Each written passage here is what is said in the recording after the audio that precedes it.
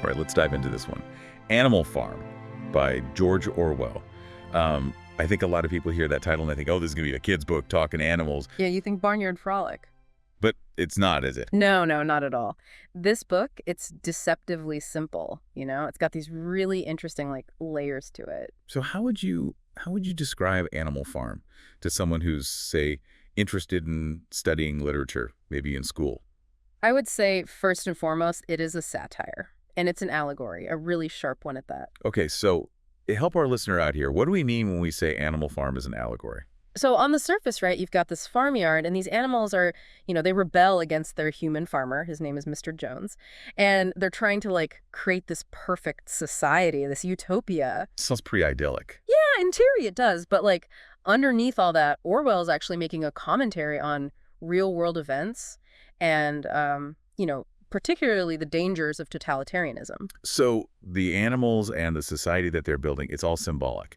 Exactly. As we go through the story, you'll see how these characters, the animals, they actually line up with historical figures and events. It's really clever. So let's paint a picture for our listeners. Yeah. We start at this place called Manor Farm, and things aren't so great for the animals there. They're overworked. Mr. Jones, he's kind of a...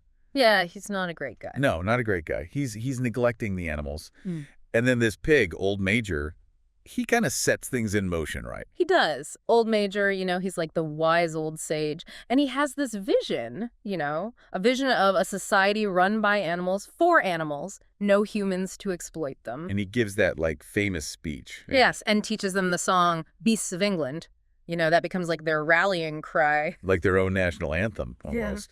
Yeah. But Old Major dies pretty quickly after that. He does, yeah, unfortunately. Leaves the animals to kind of figure things out on their own. Which I imagine doesn't go that smoothly. It doesn't. Two pigs, Snowball and Napoleon, they emerge as kind of the leaders.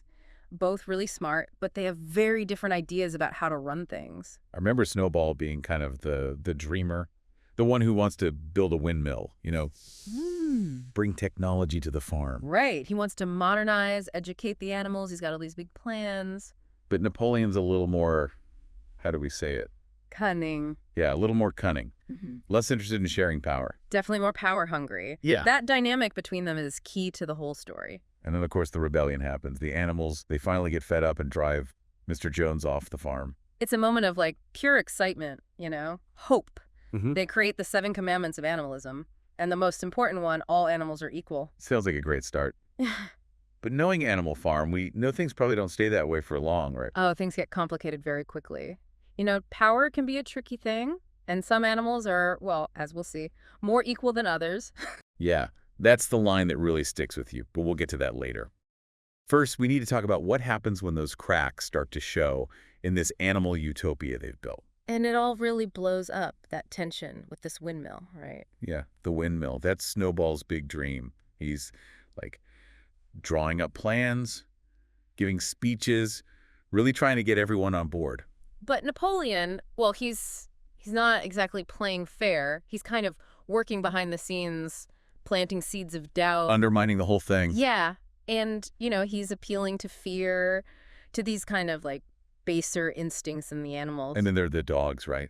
That's when things get scary. Oh, yeah, the dogs. That's Napoleon's, ace in the hole. He's been secretly training them, to be these, vicious attack dogs. I remember that scene being so intense. Yeah. One day, Snowball's talking about the windmill, and Napoleon, he just unleashes these dogs. Just a Snowball right off the farm. Gone. Just like that. And the other animals, they're terrified. I bet.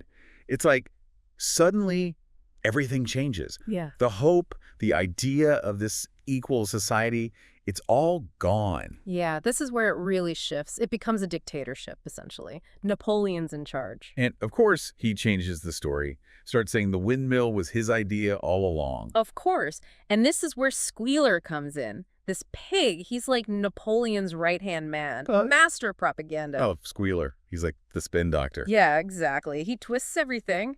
Makes the animals believe whatever Napoleon wants them to believe. There's that part where the pigs start sleeping in the farmhouse beds. And the animals, they remember the commandments. No animal shall sleep in a bed. Oh. They start to object. But Squealer, oh, he's so clever. He just adds 2 words to that commandment. No animal shall sleep in a bed with sheets. It's insane. He just, changes the rules to suit the pigs. And the sheep, they're just bleeding 4 legs good, 2 legs bad the whole time. Mindless followers. It's chilling. Orwell is really showing us how language can be used as a tool of control, right? How easily people can be manipulated.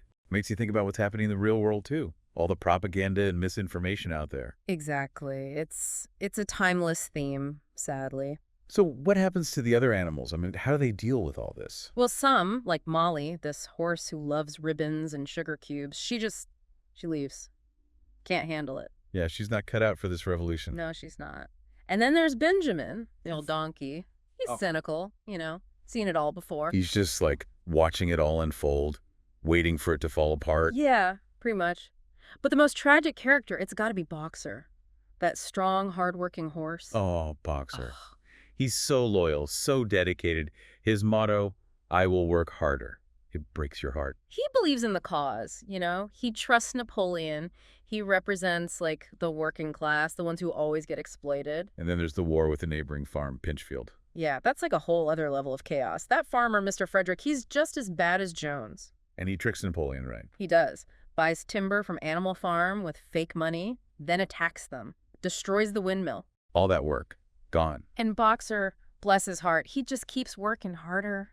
Trying to rebuild, pushing himself to the limit. Until he collapses, breaks down. And what do the pigs do? They send him off to the hospital, they say. The hospital? Yeah, but it's a lie. Oh, no. Don't tell me there. They sold him to a glue factory. No! It's awful. They use his loyalty, his hard work, and then just dispose of him when he's no longer useful. And Squealer, he covers it up, of course. Oh, absolutely. Tells the animals that Boxer died peacefully in the hospital, praises him as a hero. The manipulation never ends. Nope. And by this point, the pigs are basically just like the humans they overthrew. They walk on 2 legs, drink whiskey, wear clothes. They become the oppressors. Full circle. And the 7 commandments. Well, they've all been changed, except for one. All animals are equal, but some animals are more equal than others. It's so dark, so cynical, but I guess that's the point, isn't it? Yeah. Orwell is showing us what can happen when power goes unchecked, how easily ideals can be corrupted. Years pass, they build a new windmill. Animal Farm seems to be doing well, but it's all built on lies, on the backs of the animals. And that final scene, the pigs having dinner with the human farmers, the animals looking in, unable to tell who's who. It's haunting. It is. It's like, are things really any different now? Have they really achieved anything? It's a powerful book, a disturbing book, but one that everyone should read, I think. Definitely. It makes you think, makes you question everything. It's wild how much Orwell packs into Animal Farm. It's such a short book, but it really makes you think. Yeah, he was a master of, like, using these literary tools to make his point, like satire, right? Yeah. He's making fun of these pigs, how they act, how they talk, and the sheep just blindly following them. It's almost funny, but then it's, like, terrifying because you realize how easily it could happen in real life. Exactly. And then that whole allegory thing, using the animals to stand in for real people and events, makes it easier to swallow, Yeah. But the message is still there, loud and clear. Makes you think about how power works, Yeah. In any society. How easily things can go wrong. Definitely. And the whole thing about language, how the pigs just twist the meaning of the 7 commandments, it's like they're controlling how the animals think. Yeah. It's scary how much power words have, right? How people can be manipulated by propaganda and stuff. It's happening all the time. That's why it's so important to be like a critical thinker. Don't just believe everything you hear. So for someone who's studying literature, what are some things they should pay attention to in Animal Farm? Well, first of all, it's a great example of how allegory and satire can work together to create this really powerful story. And Orwell's characters, they're so well developed, even though they're animals. Yeah, like Boxer. He's such a tragic figure. You just want to root for him, but it's not going to end well. And all the symbolism, like the windmill, it represents this hope for a better future, but it keeps getting destroyed. Kind of like how dreams can get crushed by reality. It's a book that can be analyzed on so many different levels. The writing, the history, the message about human nature. It's all there. Exactly. And it's a book that stays with you, long after you've finished reading it. So as we wrap up this deep dive, what's the one thing you want our listeners to take away from Animal Farm? I think it's, think for yourself. Don't let anyone tell you what to believe. Question everything. And be aware of the ways that people try to control information. Because as Animal Farm shows us, that's how they control you. Well said. It's a message that's as relevant today as it was when Orwell wrote it. maybe even more so. Definitely. It's a book everyone should read, at least once. All right, folks, that's our deep dive into Animal Farm. We hope you enjoyed it. And remember, keep those brains working. Think critically about the world around you. And we'll catch you next time for another deep dive into the world of literature.